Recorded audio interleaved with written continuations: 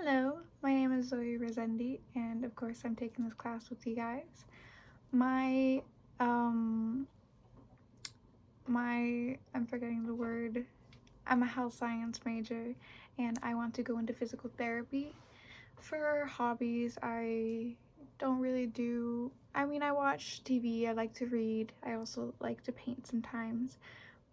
And for pets, I have two golden retrievers, two cats, and a frog.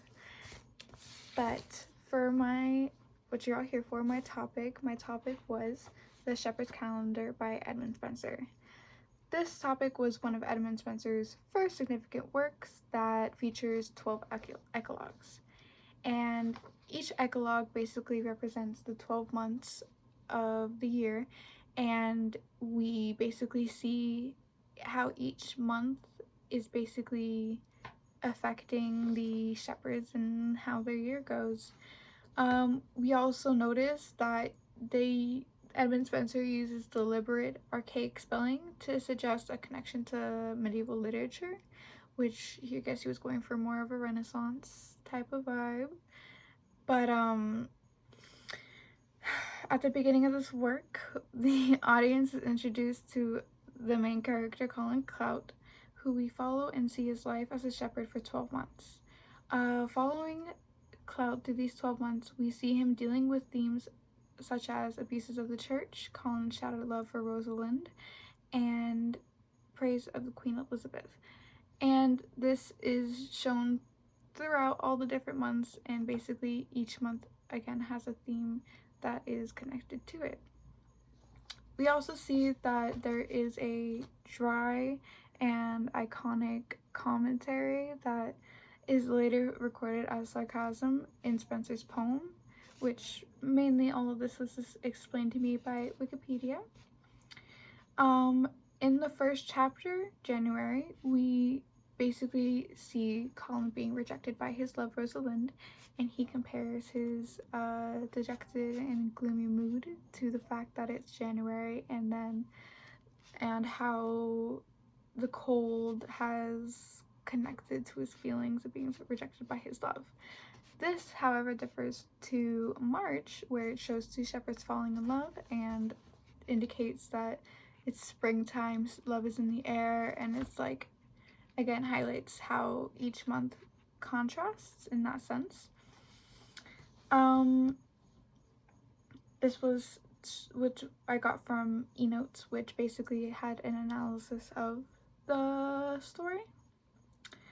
The precision of the description of birds, flowers, and harvests is balanced by an underlying theme of the hardships and rituals that each season entails.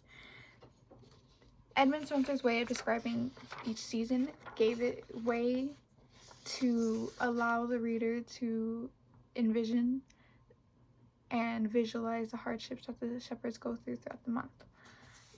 That was stated by Wikipedia. Each month is also written differently compared to the last and starts each chapter with a new indication as a theme for the chapter.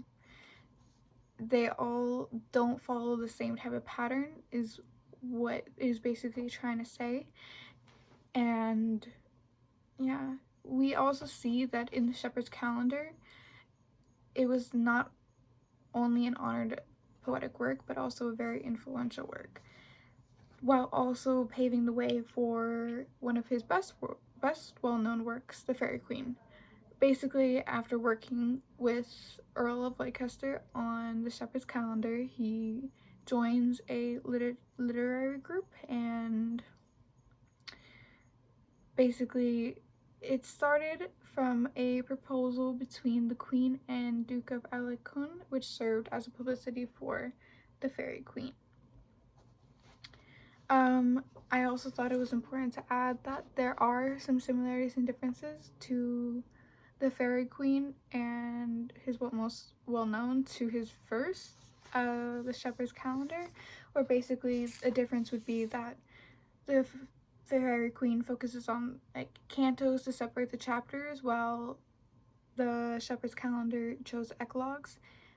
But each book that the Fairy Queen has and each eclogue, they both differ in themes and have different ways of setting up the story, which I thought was really interesting, that you can kind of tell that it was Edmund Spencer's work in a way.